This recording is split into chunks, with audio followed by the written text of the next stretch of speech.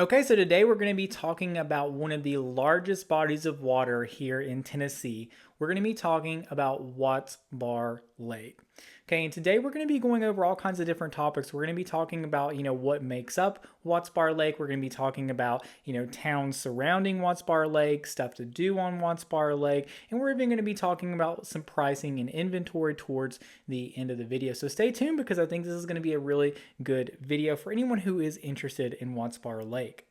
And so to get started, Watts Bar Lake comes in at a whopping 39,600 surface acres. It is a large body of water, and it was created in 1942 whenever TVA, completed the Watts Bar Dam. And it's actually a really interesting story because there was a huge push to complete Watts Bar Dam because we really needed the electricity for the Manhattan Project, which was being worked on in Oak Ridge. So that's a really kind of cool piece of history there, right in Watts Bar Lake. And so if you haven't watched any of my other lake series, you should definitely check them out. So far, I've done Tellico Lake and Fort Loudon Lake, but I'm going to do this video just the same way. And so we're going to start off and just sort of talk about, what makes up Watts Bar Lake, where it comes from and where it goes. And for the people out there who have seen, those other videos, then you know that Watts Bar Lake starts in Lenoir City right at Fort Loudon Dam. Okay, so Tellico, Fort Loudon meet up right there. They both pour into Watts Bar Lake, and then, Watts Bar Lake starts its journey. So what you'll see here is that Watts Bar Lake, right at this little bend here in Kingston, this is where, really the biggest, kind of tributary really pours in other than, Fort Loudon or Tellico.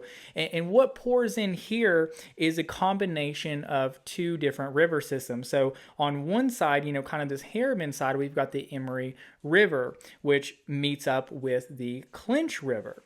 And now this Clinch River system is a little bit confusing because it actually comes all the way from Norris Lake, but what you'll find, it's going to come all the way down, through Clinton and kind of into this Oak Ridge area, and this is where it turns into Melton Hill Lake. So it's a dammed up section of the Clinch River that makes Melton Hill Lake. What's interesting and kind of confusing is that once it goes through the dam, it then turns back into the Clinch River.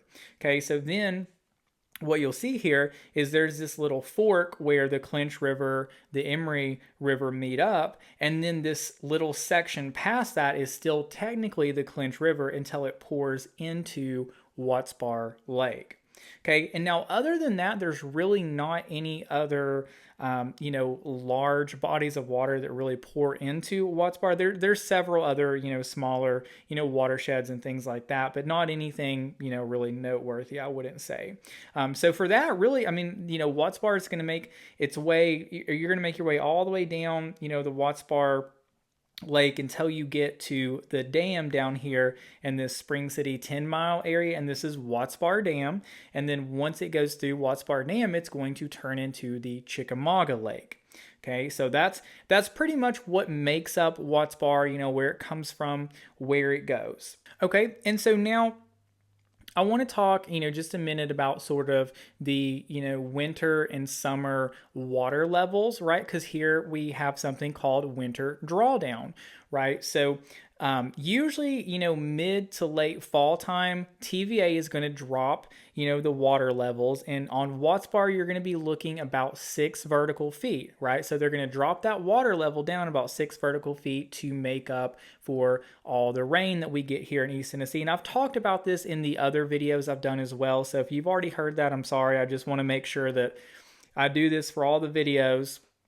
But anyways, you're looking at about 6 vertical feet that the water is going to come down, and then usually around springtime, that water is going to come back up. So the good thing, really, there's lots of good things about this. One, this helps to prevent a lot of flooding, so TVA does a really good job of moving water through the system so that you don't have to worry about your $1 million lake home getting washed away or your boat dock or anything like that. They really do a great job of controlling the flooding. But also, the water levels are going to be back up to summer pull typically, during the season in which you're going to want to be out there, right? So usually by the time the water level drops, in late fall, there's not a lot of people out there anyways, other than like fishermen, hunters, and maybe a few pleasure boaters. But for the most part, most people have already, winterized their boat by then. And then, well before, it's time to start getting back out there on the lake, the water has already come up. So, don't worry about the winter drawdown. You're going to be fine. A lot of people always ask me like, hey, what does this mean, from just like, a homeowner perspective? And really it just comes down to math, right? So, if you've got 10 feet of water underneath your boat dock and it drops 6, well, then you're going to have 4. If you've got 6 feet of water underneath your boat dock, you're going to have 0. But the good thing is that typically you're still going to have a main channel that's deeper, so you're still going to maintain those really pretty lake views. You're just going to see a little bit more of the shoreline. And, if you're someone who does want to use your boat throughout the winter time, then you're going to want to make sure that you find a property that's got deep water underneath it, and that you get yourself a boat lift. Right. Now, the other options, you do have other options as well. I mean, you could certainly store your boat at a marina and, you would have access to it anytime there. Or you could trailer your boat like a lot of people do, especially if you're a fisherman. A lot of people want to explore different parts of the lake anyways. So, most of them are going to trailer their boats. But that's pretty much your options. Again, for the typical person who just wants to move here and enjoy the lake, you're going to be fine with the dates and the times and everything like that. So I'm not going to spend too much more time on the winter drawdown. If you have any additional questions, just reach out to me. I'd love to answer those questions for you. But I want to dive into kind of this section here where we're going to go over some towns surrounding Watts Bar Lake, just so you can kind of see what to expect and see, maybe which town kind of fits your style a little bit better. Okay, and so I'm going to be switching between two different websites whenever I'm kind of showing you guys this. I'm going to use one that has like a little zip code overlay, just so you guys can see exactly where kind of the town lines are, or the county lines are. And then I'm going to be showing you another one just from the Google view, just so we can kind of get that satellite image. Okay, and the first town I want to talk about is Loudon. So one thing that you'll notice about Loudon is the water is a little bit more narrow right here. Now it's still plenty navigable, but it's not going to be like a really wide section, like you may be thinking of in your head when you think about a lake. But with that being said, there's still, some inventory down in this area. You're also going to have, a little bit more farmland and things like that. And Loudon is also where you're going to find our first kind of larger community, which is the Tennessee National. Now, this is a really cool community, a lot like Tellico Village. There's golf courses there. There's a lot of different amenities and things like this. And this is one of those neighborhoods where you can really get kind of that community feel, where you're really going to, where you're going to just make friends really fast. And it's, a lot of other people are going to be there who have retired from other places and stuff like that. So the Tennessee National is a really cool little area. And so as we move on up Watts Bar Lake, we're going to eventually get into this Kingston area. Right. Okay. So this Kingston area is really nice because this is where the water really kind of starts to widen up. And in this Kingston area, you're going to have, some good inventory here. You've definitely got all these little creeks and stuff that you'll find, properties are going to be, just kind of scattered all throughout. And one of the cool things about Watts Bar is that it's not really like Tellico, where you only have like these huge, lake communities like Tellico Village or Rarity Bay or Wind River. Like on Watts Bar, you have a lot more, spread out homes, right? So you are going to have, some gated communities and a lot of different situations going on. But it's nice that you have so many different options. Okay, and so right here in Kingston, one really nice thing about Kingston is that the location is probably the most convenient for people who want to be around shopping, right?